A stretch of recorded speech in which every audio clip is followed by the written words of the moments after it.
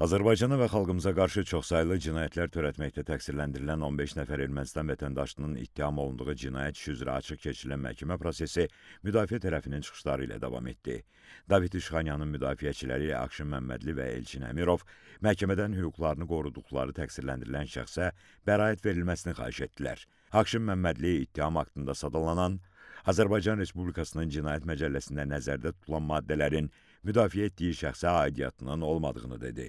Bildirdi ki, təqsirləndirilən şəxsin əməli Cinayət Məcəlləsində nəzərdə tutulmuş şəxsə ittiham elan edilən maddələrin dispozisiyasına uyğun gəlmir. Levon Balayanın hüquqlarını müdafiə edən vəkilləri Vəfa Mehdiyeva və Saqi Məmmədov da təqsirləndirilən şəxsin əməlində cinayət təqibinin olmadığını vurğulayaraq, onun barəsində bəraət hökmünün çıxarılmasını xahiş etdilər. Vəfa Mehdiyeva dedi ki, zərər çəkmiş şəxslərin məhkəmə baxışı zamanı verdikləri ifadələrində Levon Balayanın adı birbaşa olaraq çəkilməyib. Qeyd etdi ki, Levon Balayan 1995-1998-ci illərdə həqiqi hərbi xidmətdə olub, 2020-ci ildə isə yenidən hərbi xidmətə çağırılıb.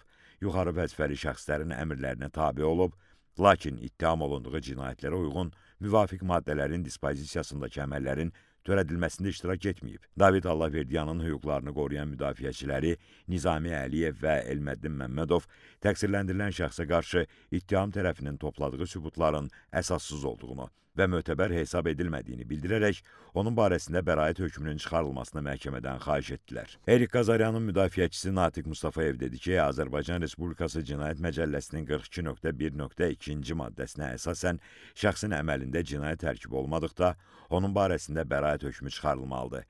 Bildirdi ki, Azərbaycan Respublikası Cinayət Prosessual Məcəlləsinin 145.3-cü maddəsinə əsasən ittihamın sübut olunmasında yaranan şübhələri digər sübutlarla aradan qaldırmaq mümkün olmadıqda, onlar təqsirləndirilən şəxsin xeyrinə həll edilməlidir. Erik Qazaryan 2021-ci ilin aprelindən 2023-cü ilin sonunadək Ermənistan Silahlı Qüvvələrinin müddətdən artıq xidmət edən hərbi qulluqçusu olduğu, könüllü təslim olduğu və silahını təhvil verdiyi üçün vəkil təqsirləndirilən şəxsə elan edilmiş ittihamlar üzrə onun təqsirinin olmadığını söylədi. Erik Qazaryanın müdafiəçisi olaraq hesab edirəm ki, onun irəli sürülmüş ittihamlar üzrə təqsiri yoxdur deyə bildirdi.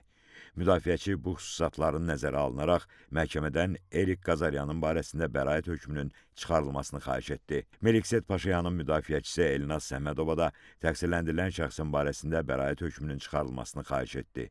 Bildirdi ki, Melikset Paşayan aktiv döyüşlərin və hücumların iştirakçısı olmayıb. Lyobom Nasakanyanın hüquqlarını qoruyan vəkilləri Oqtay Mədətov və Xəyyam Əskərov isə məhkəmədən təqsirləndirilən şəxsin barəsində ədalətli hökm çıxarılmasını xahiş etdilər. Bildirdilər ki, Lyobom Nasakanyan ona elan olunan ittihamlar üzrə özünü təqsirli bilmir və onun təqsirini sübut edə biləcək kifayət qədər sübutlar mövcud deyil. Bako Saakyanın müdafiəçisi Nigar Mirbabayeva da təqsirləndirilən şəxsin silahlı münaqişə zamanı döyüşlərdə iştirak etmədiyini, arxa cəbhədə fəaliyyət göstərdiyini dedi.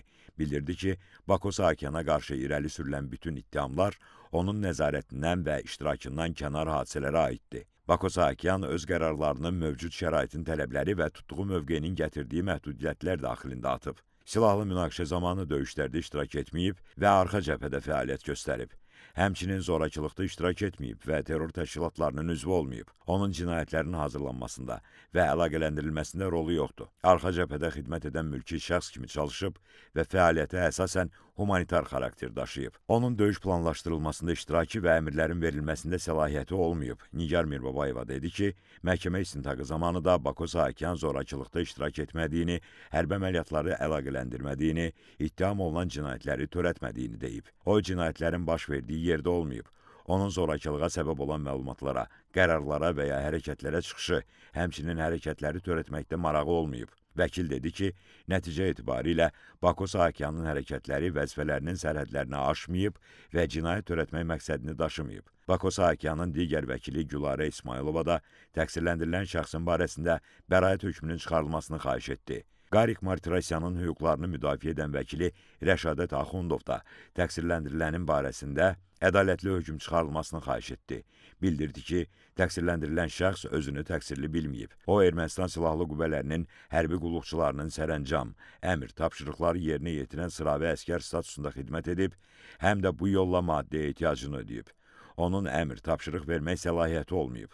saxlanılarkən əskərlərimizə müqavimət göstərməyərək təslim olub. Arayik Harutyunyanın vəkili Cavid Rızazadə təqsirləndirilən şəxsə qarşı irəli sürülmüş ittihamlarla razılaşmadığını, onun ittiham haqqında qeyd olunan qərarları vermədiyini, Gəncəyə raketlərin də Ermənistandan atıldığını dedi. Bildirdi ki, Qarabağda ümumiyyətlə sözügedən raketlər olmayıb. Məhkəmə istintaqında da sübut olundu ki, bütün hərbi təlimatlar Ermənistanın hərbi siyasi rəhbərliyindən gəlib. Vəkil qondarma rejimin dırnaqarası ordusunun Ermənistan silahlı qüvvələrinə tabe olduğunu və bunun ittiham tərəfindən də təksib edilmədiyini bildirdi. Arayik Harutyunyanın digər vəkili Anar Məmmədov təqsirləndirilən şəxsin əməlində cinayət tərkibinin olmadığını vurğulayaraq bu cinayət işi üzrə onun barəsində bəraət hökmünün çıxarılmasını xahiş etdi. O, Arayik Harutyunyana qarşı irəli sürülən ittihamın əsassız olduğunu, əməllərin sübuta yetirilmədiyini dedi.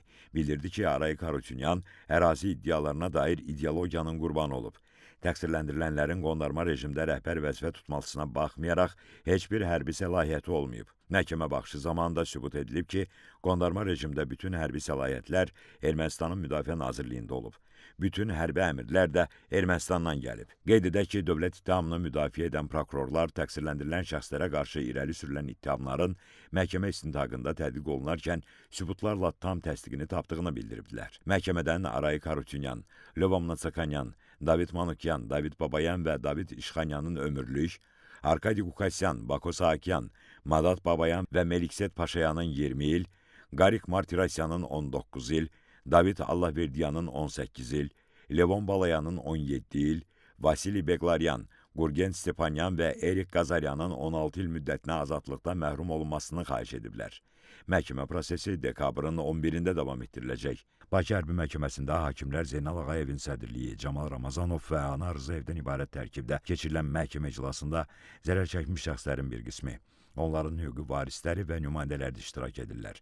Qeyd edək ki, Ermənistan dövlətinin, onun dövlət qurumlarının vəzifəli şəxslərinin, hərbi qüvvələrinin və qanunsuz silahlı birləşmələrin bilavasitə rəhbərliyi və iştirakı, şifahi yazılı qaydada verdiyi tapşırıq, göstəriş və təlimatları, maddi, texniki, şəxsi heyətlə verdiyi dəstəyi, mərkəzi qaydada idarəçiliyi əsasında, eləcə də ciddi nəzarət altında Azərbaycan ərazisində daxili və beynəlxalq hüquq normalarına zidd şəkildə Azərbaycana hərbi təcavüz etmək məqsədi ilə yaradılmış, həmçinin Robert Köçəryan, Serj Sarkisyan, Vazgen Manukyan, Vazgen Sarkisyan, Samvel Babayan, Vitali Balasanyan, Zori Balayan, Seyran Ohanyan, Arşavir Qaramyan, Monte Melkanyan və digərlərinin rəhbərliyi, bilavasitə və dolayı iştirakları ilə Ermənistan dövləti, o cümlədən sözgedən cinayətkar birliyi tərəfindən aparılan təcavüzkar müharibənin geçişində törədilmiş çoxsaylı cinayət faktlarına dair cinayət işi üzrə 15 nəfər erməni əsilli təqsirləndirilən şəxs ittiham edilir.